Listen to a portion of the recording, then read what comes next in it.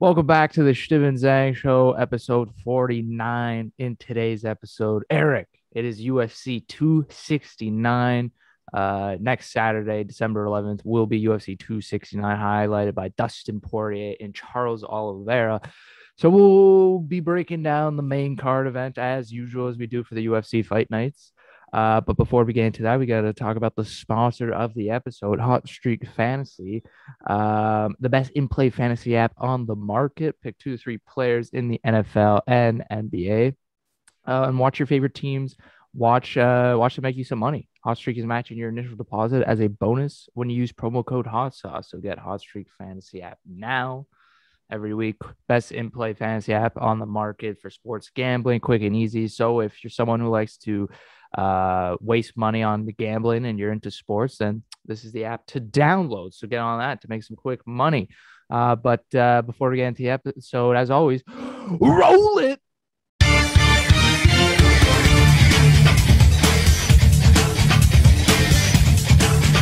Welcome back to the Chtib Zhang Show, episode 49. This episode UFC 269. Eric, it's time to break down another UFC fight night. Month of December, Charles Oliveira, the champ, first title defense against Dustin Poirier, the Diamond. But before we get into that, let's start with the main card, as we always do, break down the fights, odds, everything like that, and who we think is the winner, who we think has the best chance to make you some money. But still, I'm telling you, we got to take this serious now, because I know a lot of people are going to watch this episode to know who they should bet on. So we have to give a very thoughtful analysis to have our viewers and fans make some money here. That sounds like you guys are watching. That sounds like an attack at me. No, attack of us. We didn't have a good UFC 268. We didn't perform. You see this? This is commitment. You want to see me talking about?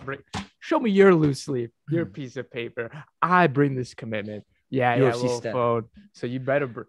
Here we go. I came prepared. So Okay. But yeah, a lot of people, a lot of parlays on the line. I talk about 2 prelims here that I can mention. After I'll do that later. But let's head into the first fight on this main card. I actually have no clue which fights are first between these two. I'm not sure. But let's start with Sugar Sean O'Malley, Eric, in the bantamweight division, facing off against how do you spell his name? Rasulian PAIVA. I misspelled his name because my writing's too big. Anyway, Eric, Sugar Sean O'Malley, 14 wins, 1 losses, going up against 21-3 bantamweight bout. What do you like in this fight to come out and win this one? Okay, this fight, I'm not gonna lie, very excited for this fight, because Sean O'Malley, last 2 fights he's fought, huge favorite, right? Last 2 fights, huge favorite, especially last fight against Chris Moutinho. If you looked at the odds before the fight, I think if you bet like $10, I think you're making sense. Mm-hmm. So for this fight, pretty interesting. I'm not sure what the odds are. I remember seeing it was like minus. Sugar Sean is under 303 favorite. Okay, so that's close, man. PAIVA's at for a Sean O'Malley. For a Sean O'Malley fight, that's really close. So obviously his competition starting to step up, right? Starting to step up. A lot of complaints were, he's always fighting these bums. Like last time he fought a good fighter was Marlon Vera, and he got fucked up there. So here he's fighting a decent fighter in RAULIAN PAIVA. Decent fighter. If he wins, you gotta start going up, because he said I don't even know if I want to be champ. I might just want to get these highlight wins. But hey, if you're in the UFC, there's so much you can do by just beating up these trash fighters. If you actually want to the reason why Conor McGregor became so huge was because he was doing all the trash talking, all the highlights, but he was climbing to the top, and he did what nobody else did.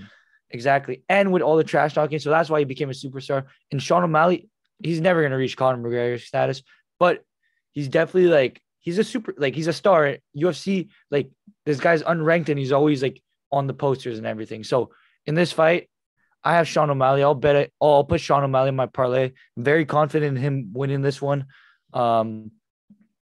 I'd say he should be an even bigger favorite. I know it's a lot, but I believe in Sean O'Malley. I hope because he's become pretty famous, right? Like he has, you see him partying, all this stuff. Like, Yeah. I hope that hasn't distracted him from the mixed martial arts because hey, you have to be dedicated. You can't just slack off. So I hope he has been staying focused and he's ready for this fight. Yeah, I do love Sugar Sean O'Malley as well. I have him too in my parlay. I'm going to take him for this fight. You know, he's definitely got the advantage when it comes to the striking game if they keep this game on their feet. You know, one of the big things with fighters like Sean O'Malley is their movement, the switching stances. You know, he's not one guy who plants his feet and likes to trade. You know, he'll switch his stances. He's always moving his shoulders. He's a very like lucid, stylistic fighter. So I think his movement with his fakes, his feints, it's gonna serve a lot for his counter shot. That we know he has a really good counter shot, and so all those fake and movements will able to set that up. If RAULIAN PAIVA has any chance at beating Sean O'Malley, I think it's trying to throw those kicks like Marlon Vera was doing, which was effective against O'Malley, and then switch up the fight. Get some takedowns, make some takedowns to get him to the mat. If he can get like a ground and pound, that could do some damage to Sean O'Malley. So that's how I see PAIVA winning this fight. However, I think Sean O'Malley's movement and his striking ability is just going to be too much, and he's going to come out with the TKO, in my opinion. That's another side bet, Sean O'Malley by TKO, but I will take him in my parlay for this main event. Sugar Sean O'Malley, bantamweight bout. It's going to be interesting to see. But you have to put in, and I just want to add before we switch on here. I'm looking at the stats now, and Sean O'Malley is known for not fighting wrestlers, right? Because that's what you do. Conor McGregor did the exact same. Like, you're not gonna fight. He's not gonna fight a wrestler. Like, he's gonna get fucked up. So what he's doing here is, I'm looking at RAULIAN PAIVA's stats. He's averaging 0.62 takes down a fight on 27% accuracy. So you by just that and his submission game, like I can tell he's not a ground guy. And I've watched him and not like he's not a ground guy. Probably the fight might go to ground, but like by just looking at the only way I see him winning. Exactly, but he's not going to beat. You won't be able to outstrike Sean. He's too quick. He's too long. No homo. He's just too good. But yeah, he is definitely too fast. Like I said, his movement, it's too elusive. So that it's definitely be a problem if he's going to try and beat him on the ground. So take Sugar Sean O'Malley on your parlays, lock it in. As we go to the next welterweight fight. The next fight of the card is a welterweight bout between Jeff Neal and Santiago Ponzinibbio. Jeff Neal, Santiago Ponzinibbio. They're both coming in at under 110 equal odds. So really, this is going to be a close fight. Jeff Neal, welterweight versus Santiago. Eric, who do you like? Okay, so this one, I was looking at the odds. It's actually flat. It's flat. It's flat, right? So I'll be honest, I've seen George Neal fight, very good fighter, and I've also seen George. I always mess up his name. It's so hard to say. Jeff Neal, who? Santiago? Yeah, Santiago Ponzinibbio. So exactly. So Santiago, the first fight I saw him fight was against the Leech, and he got absolutely torched in that fight, and that's what propelled the Leech to 11th ranking at that time, right? And we know the Leech later on. We already know what happened there. We talked about the Leech. But yeah, Santiago, very good fighter. He was not undefeated. He went on a huge winning streak. I'm trying to count here. 1, 2, 3, 4, 5, 6. He was on a 7-fight winning streak before he lost to Li Jinliang. So he was on a 7-fight win streak. He took I believe 3 years off. So a 7-fight win streak, took 3 years off, and then lost to Li, and then now he's back. Oh, and then he won again. He won right after. So now he's fighting Jeff Neal. So, hey, Santiago's a great fighter. I know the ranking, I think he's at 12 right now or 13th. Doesn't give him justice, but he's a good fighter. If I had to bet on it, I'd bet on him. I just think the fact that he lost to Leech is a little disappointing, right? Because Leech is a good fighter, but you expect someone with a 7-fight win streak and eight wins in his lot, with 3 losses in his UFC career through something like 10, 11, he he has a very good record, and he's been amazing in the UFC. And he's beaten some really good fighter like Neil Magny, Mike Perry. Like these are good names to beat. So, if I had to bet, I'd bet on him. Probably just because I know him a bit better, and because of the winning streak, and he's proven. And the only thing he's done in the last, like, he has one loss in the last 6 years, which is against Lee. So, the thing too is the fact that he lost to Lee, got knocked out in tremendous fashion, came back right away because he took off 3 years, came back right away and won his next fight. That shows a lot about a fighter. So. Yeah, I the thing about Jeff Neal is you can't overlook his two last fights. They're both losses, but you got to look at some of the guys he fought. You know, Stephen Thompson, obviously the Wonder Boy. He got outclassed. One of the best welterweights in the division, and then Neil Magny, which was a bit surprising considering people thought Jeff Neal could have won that fight. He just basically outclassed him. He kept his distance, and those were two tough fights for Jeff Neal. And so, fighting a guy like Ponzinibbio, who doesn't have the same movement as a guy like Stephen Thompson. Stephen Thompson was one of the most elusive guys in the division with his unorthodox style. But Ponzinibbio plants his feet and just tries to outbox the other guy in front of you. He's going to try and trade with you. And that's kind of what Jeff Neal wants you to do. And so, when you talk about, him getting knocked out, who has the better chin? Is it Jeff Neal, or is the guy who got knocked out in his last fight in tremendous fashion? So, he's a decent striker, Ponzinibbio. But that's really what his whole game relies on, is standing and boxing. And they both have KO power, that's for sure. Yeah. But I'm going to take Jeff Neal in this fight. Okay. Because it's a close one, because he was on a 6-fight win streak before Stephen Thompson. Like, you lose it. Like, he's at the that's top. What I'm saying. Like, he's world class. But and then losing unanimous decision to Neil Magny, who Ponzinibbio beat. So, tough. Hey, this is a really close. There's a reason why the odds have it exactly at even, because these are the fights like no one, like anything can happen in this fight. So that's why I don't know. I'm gonna go with my gut Santiago. I'm probably not gonna add him to my parlay just because it is a tough parlay. It's definitely not a lock. It's definitely it could go either way. Someone's gonna get hurt, that's for sure. And listen, this could go either way. So we don't want any hate here, but I think Jeff Neal. I think this is a game plan that he's expecting with the trading off boxing. And I think that's exactly what he wants Ponzinibbio to do. And whereas Ponzinibbio, he could, he has KO power. He could land one on Jeff Neal.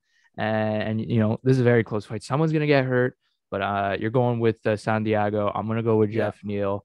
But either way, very close. Can go either way. So be wary and watch out when you decide to include this fight in your parlay, if you decide to include it in your parlay, because it's a 50-50 realistically.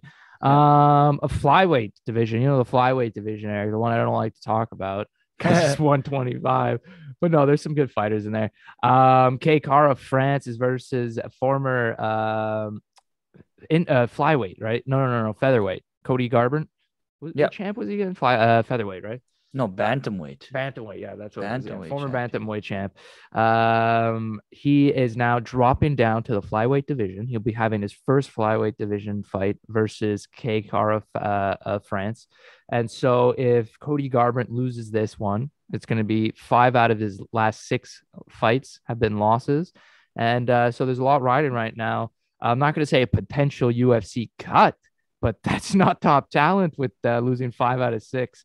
In your last 6 fights. So, Eric, who do you like in this interesting flyweight division matchup? Okay. From what I know, I'll be honest, flyweight. I don't know who watches flyweight. Like, let's be honest, you only watch the championship fights. Everyone watches. You'll see. Like, I watched the Devson Figueiredo against Brendan Murray. I watched that fight. Those are the only ones I'm going to watch. So I'm not following every guy. But Cody Garbrandt, I have watched a bunch of his fights. You can see so many highlights of Cody. He's an amazing striker, boxer.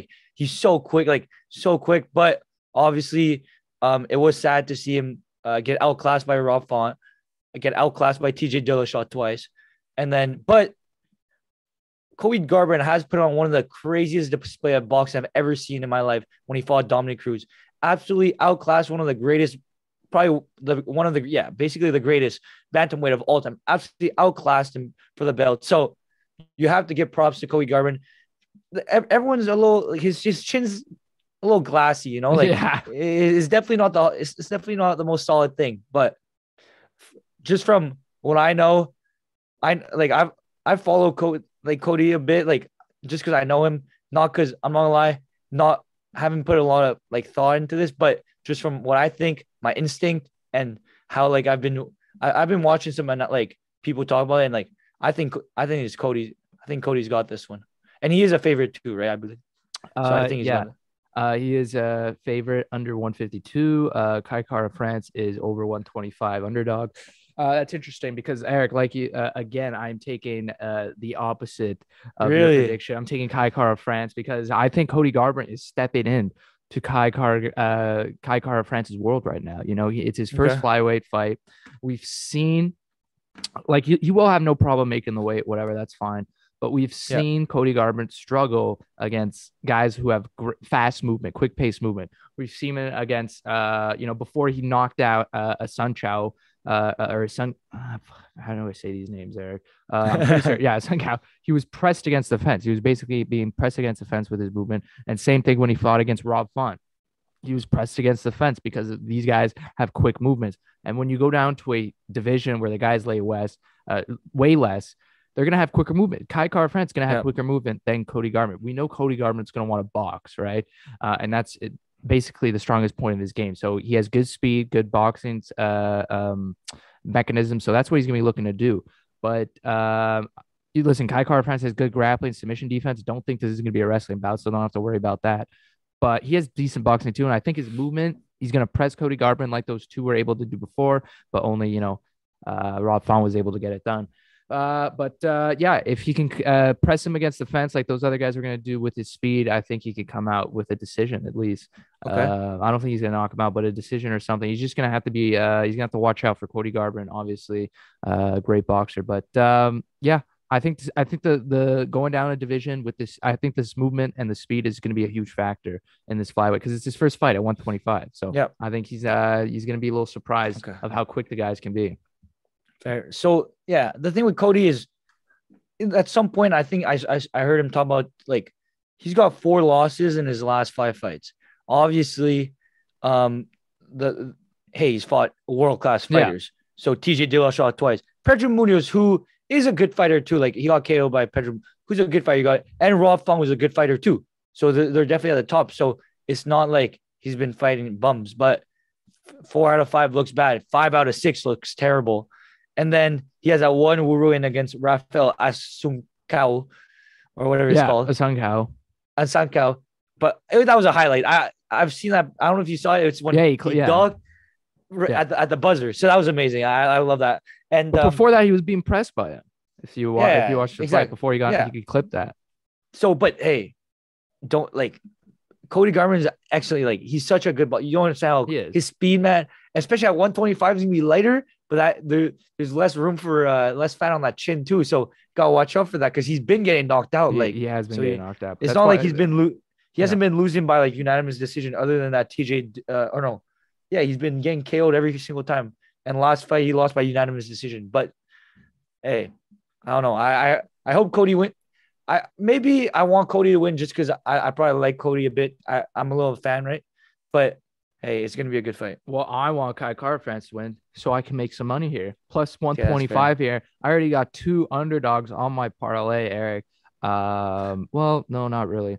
Well, I'll get to that eventually. But so far, having Kai Kara France plus 125, because we're going to get through these fights here. There's a lot of favorites here that are going to win these fights most likely. Yeah. So you got to look for those fights there that have the potential of having an upset. Sure. And I see this one as being that.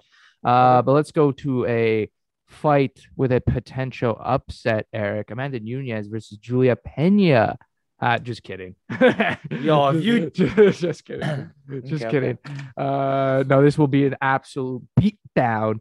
Women's bantamweight championship on the line. Amanda the Lioness Nunez putting her belt on the line versus Julia Pena. Eric, here are the whopping odds. Amanda Nunez just a favorite under 800 odds. Julia Pena over 500 favorite.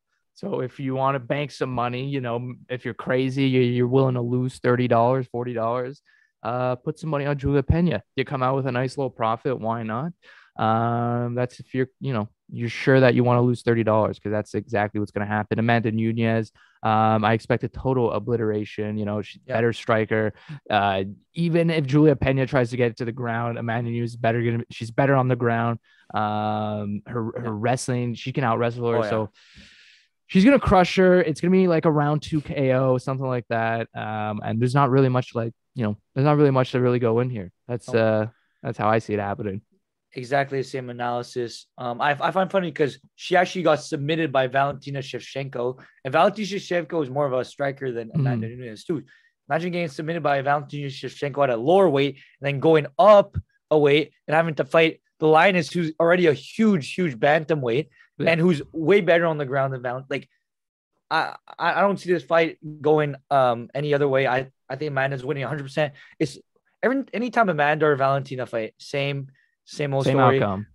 People are just there to watch absolute world class, because Valentina and Amanda, like, they're entertaining to watch, man. They just the striking, like, remember last time we were watching Valentina, it was just beautiful to watch.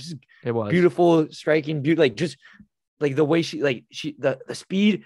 But Amanda's literally the same thing as Valentina, not as much speed, way more power, way more accuracy, way better on the ground, way smarter, and maybe not smart, but like, I don't know. Amanda's just super well-rounded fighter. I love her attitude, love everything about Amanda.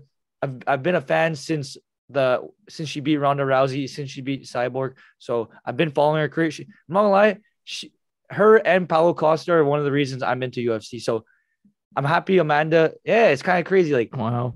Because I remember watching highlights of Amanda like beating Cyborg, beating Ronda Rousey, and like everyone was when Ronda Rousey fought Amanda. Amanda was a champ. She wasn't even on the poster. Like, I don't know. Just I'm going off track here. Hey, but kudos to Brazil, eh? Kudos to Brazil. Sure. Eh? Look at that. Yeah. Big inspiration for Eric Zhang in the UFC. But the thing with Julianna Pena, I find it funny because the only reason she got this fight is because she's talking trash. Like, she was like, "Oh, I'll beat her." At this point, if you get a fight with Amanda Nunez or Valentina Shevchenko, it's because you won the bingo. It's exactly. You filled out your bingo. Oh, she's fighting next. Congrats to Julia Pena. That's what I'm saying. That's pretty much how the selection criteria goes. She's on a what? 1-fight win streak? Okay. 1-fight win streak. You got, like, come on. Like, at this point, that's how it is. It's just a big bingo match where all these fighters in the bantamweight division just participate, and winner fights Amanda Nunez, and then move on to the next bingo showcase, you know? Yeah, exactly. The whole thing. But it's gonna be. I'm always excited to watch Amanda Nunez fight. I'm gonna put her on my parlay 100%. It's just good multipliers. I'm excited to see which one of our friends has a few too many and decides after round 1 to drop $40 on Julia Pena. We'll see, because there will be some. There's gonna be some. There's always one. There's always one. They think they're gonna win the lottery, you know. They think it's an accident is gonna happen. Someone's gonna it could happen. You think, you know, the universe is just totally gonna shut down, and Julia Pena is just gonna land a crazy knockout on Amanda Nunez, and then $40 is gonna be dropped after round 1. So excited to see who will be doing that. But it's a co-main event, and it's a belt championship on the line, but it has literally there's no two-way outcome. It's gonna be one way. It's gonna be Amanda, and by however she wants to do it. Yeah, literally. She could, roll a dice and submission, whatever, knockout, anything, unanimous decision, whatever she wants, she can get. So let's go on to the main event of the evening, the one that we've been waiting for months now, since it was in speculation, circulating. Dustin Diamond Poirier, he will be taking on Charles the Bronx Oliveira, Eric, for the lightweight championship belt of the world. Dustin Diamond, 28-6. He comes in as the favorite Eric, as with under 163 versus Charles Oliveira, who's 31-8, who's on a 9-fight win streak currently, comes in as the underdog over 140, man. Eric, coming from Kamaru and Colby, a headlining card. Now we get Dustin and Charles. Just an early Christmas gift here for us UFC fans. Wow. So Dustin Diamond Poirier, I think he's 8-1 maybe in his last 9 fights, something like that, or something crazy. He has a great record as well. Yeah. Number 1 at UFC lightweight contender. This is his second chance at the championship belt. Obviously, we know he was 0-1. He fought Khabib and lost. Not surprisingly, he almost beat Khabib and became the champ.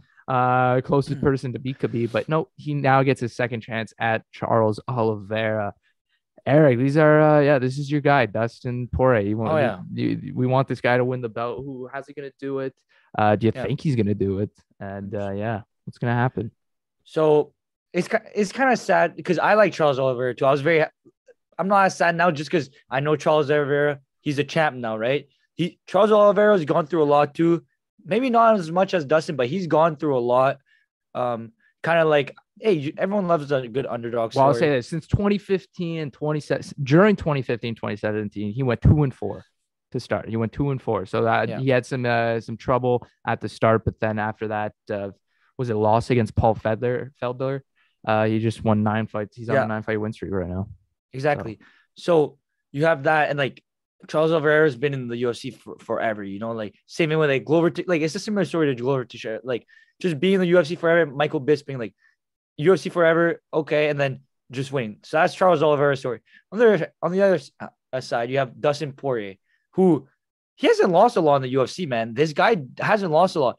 He just never got the chance to fight for the belt. Obviously, that one time he's fighting Khabib. He's not winning. And I don't know. He had a chance to step in, remember, with the Charles Oliveira and Michael Chandler fight, right? But he wanted that money fight. He wanted that money fight with Conor. Hey, fair to him. Hey, secure the bag. But now it's time to secure the gold because, hey, if Dustin Poirier, if he secures gold, defends it a couple times, he will go down as the second best lightweight of all time. His resume is world. Like he has the fighters he's beaten, man. Like he's being like the best from the lightweight. Like funny, you should say that. Let's go through the list. Eric McGregor 3 times. I'm not going who's beaten. Beating McGregor twice. Yeah. But let's talk about who he's fought and the experience that he has right now on his resume. McGregor 3 times. He's fought Bobby Green, Eddie Alvarez twice, Anthony Pettis, Justin Gaethje, Max Holloway twice, Khabib, Dan Hooker. I mean, that he's fought everybody. And look at just listen to those names on that list. I mean, the guy's fought everybody. He has experience, and it should be good. And he's just okay. With fighters like Dustin Poirier, obviously he's not a wrestler. He's decent to just like he's not the best on the ground, but hey, he was able to roll on the ground with Khabib. Like he's fought some great guys on the ground, like great jiu-jitsu guys, and he's beaten all of them. So, and the thing is, I don't even understand how Charles Oliveira.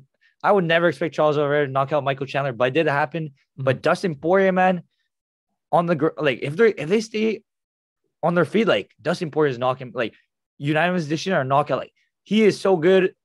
He's probably one of the best boxers in the UFC right now. Like just if you watch that Conor fight, like everything, like he's just got the grit. He's like a Gaethje, but I think he's better than like he's a better version of Gaethje. He beat him. a smarter version of Gaethje, right? A less still reckless, but like probably a bit like very similar. So I have Dustin Poirier winning this one. I think he's gonna get either a knockout or unanimous decision because the thing with jiu-jitsu is it's different than grappling because jiu-jitsu, if you don't get the finish, it doesn't really count for much because usually jiu-jitsu guys they're not wrestlers. Yeah, you're not a wrestler. You're not like on top of you're not getting control. You know what I mean? Like it's like Ortega. You go for like that shot. If you don't get it, like it's not worth that many points. You know what I mean? Like you have to like that's why wrestlers are usually better than jiu-jitsu, but jiu-jitsu fighters sometimes win just because they can get that sneaky submission, right? And you have to, the thing with that is you always have to stay on guard when you're fighting these jiu-jitsu. You never know when your arm can go sideways, you know, never know what, like they can grab onto anything and submit you. So you have to watch out. And Charles Oliveira is one of the best at that too. So Dustin's got to watch out, but he knows he's shown me over the years that he has grit and he will win. Like he has beaten these, like every single time I've been on him, he's come through. So I'm excited to see this fight. I think he's gonna get it, and he's gonna be good for the lightweight because everyone knows that Dustin's by far the best. His resume, everything, he's by far the best lightweight in the division right now.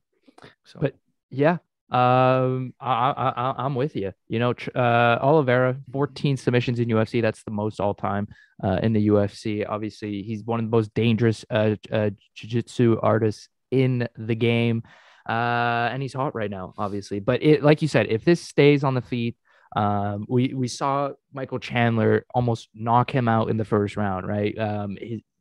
His chin isn't as strong as Poirier's fists are, right? So if Poirier decides that he wants to knock him out and they're on the feet, he can do that. It's just, it depends if Charles Oliveira is going to allow that to stay on the feet. That's the big question, because this fight can go either way. If it stays on the feet, like you said, I see Dustin Poirier handling him in 2 rounds. Maybe in the 3rd round, he knocks him out. However, if this goes to the ground and Charles Oliveira somehow gets his back, it could be his fight to lose. That's how good he is. So, you know, like you mentioned, his takedown defense, Dustin, we've seen it with Khabib.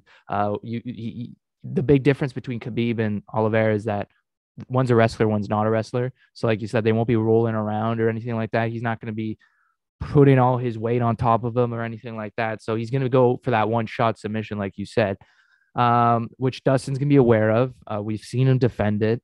We've seen him defend takedowns.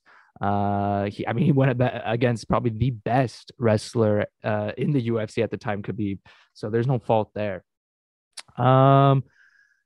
He's a great range fighter, Dustin Poirier. Something that's going to be huge when fighting a guy like Charles Oliveira. You know he doesn't mind being far away. He's got that left jab. That's one of his best strikes in his repertoire, and he's going to keep it at range. And so Charles Oliveira is going to have to throw some takedowns. We know he has that guillotine, Dustin Poirier, in case. And we're back. A little technical difficulties. As we know, Eric's unreliable Wi-Fi as always messes everything up. I gotta repeat where I start off. As I was saying, Dustin, great guillotine. He's got the takedown defense. You know, this can go either way. But if I expect Dustin to feel him out early rounds and then knock him out in the 3rd, just like Eddie Alvarez. We saw what happens when a wrestler gets on Dustin.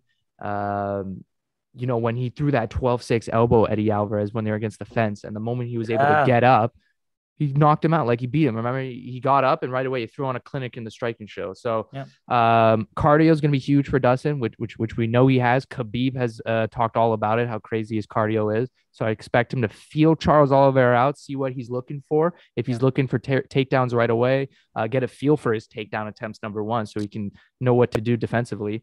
And then, I think 3rd round, it's going to be a TKO or knockout for Dustin. So here are if you stayed listening this whole time and you made it near the end with us, I got a couple little side bets for you lucky bettors here with Poirier. Poirier KO/TKO is actually over 130 odds. So make sure to cash in on that. And over 2.5 rounds, over 125 odds. So make sure to cash in on that. Like I said, I expect this to be over in the 3rd round or later. I think Dustin's going to take his time. He knows it's a big opportunity for him, so he's going to feel him out, and then he's going to bounce on him later in the 3rd round. A couple prelim bets. I got Dominic Cruz. I'm betting on his unorthodox movement, his puzzling striking to be a question mark for Pedro Munoz. So make sure to bank in on that. And Dan Ige facing off against Josh Emmett in the prelims. Josh Emmett, we know, can, be losing 3 rounds and then knock someone out in the 4th round, whatever. He's got that powerful striking ability. But I expect Dan Ige, who's more active, to mix it up, change the pace with his takedown attempts, and just make sure to get a unanimous decision on Josh Emmett. So those were your 2 prelim fights, some side bets. In your parlays, Eric, my parlay goes down as Dustin Nunez, K. Cara France, Sugar O'Malley, Jeff Neal, and then you can include Dan Ige and Dominic Cruz if you want on your parlay. That's what I'm doing. Eric, your parlay, what's it like? I'm gonna go with an easy one because obviously as the previous Looking to cash in. Yeah, the previous card has shown us that hey, the close fights you're not sure, maybe don't bet on them. So the ones I'm pretty confident in are I have Dustin winning, I have Amanda winning, I have Sean O'Malley winning, I have Cody Garbrandt winning, and I have my boy Tai Tuivasa, who I've bet on previously and have won money off. That's so he's prelims. Yeah, it's a prelims. He's a heavyweight. He's a shoe guy. He drinks out of shoe. Yeah, that guy. So he's fighting. So I'm very excited for that. I'm so confused why he's only on the prelims, because he's actually he was on the card last time. He's actually a very exciting fighter. So yeah, I have those guys. I might include Santiago. Yeah. I'm not sure about that because that one's very close. That is a close fight. I'm thinking Dominic Cruz. How is the fact that Dominic Cruz and Pedro Munoz is on the prelims? Is on a prelim. Ridiculous. Kind of crazy. It's ridiculous. Bro, these crazy. Are world-class fighters. World-class. Dominic Cruz has what, 2 losses in the last his last 15 fights. Yeah. Dominic Cruz is Dominic Cruz is at the top of the game. And he's not as good as he used to. He's not the champ anymore, but he's still a really good fighter. Mm-hmm. And so is Pedro Munoz. He lost to Jose Aldo, but before that, he was beating some good fighters. But obviously, we know Jose Aldo just beat Rob Font, and Pedro Munoz put up a pretty good display against Jose Aldo. So, I don't understand how that fight's on the prelims, but if I had to bet on that, I don't even know if I want to bet on that. That one's very close. I'm taking Cruz, Dominic Cruz. I'm banking in. If you want to listen to me, the guy who has the cojones, and Eric, who cares more about making sure he's 100% from the free throw line, you can wait for his bets. But as always, thanks for listening to the Chtib Zhang show. Yeah. If you were listening on Spotify or watching us here on YouTube, thank you so much. Episode 50 next week. Yeah. I have no clue what to talk about. Don't expect a ceremony or anything. We're probably going to talk about the fight too for a bit. We'll talk about the fight, yeah, but we'll see what else is going on. There is a Derek Lewis fight night the following week, December 18th. So we're going to talk about that for sure. Derek Lewis and Daugus, I think, in the heavyweight. So that should be interesting. But as always, like we said, thank you. Go download, join Hot Streak Fantasy, subscribe to Hot Streak Sports, like the video, share, whatever. And we'll see you in next week's episode 50. Ciao. Roll the outro.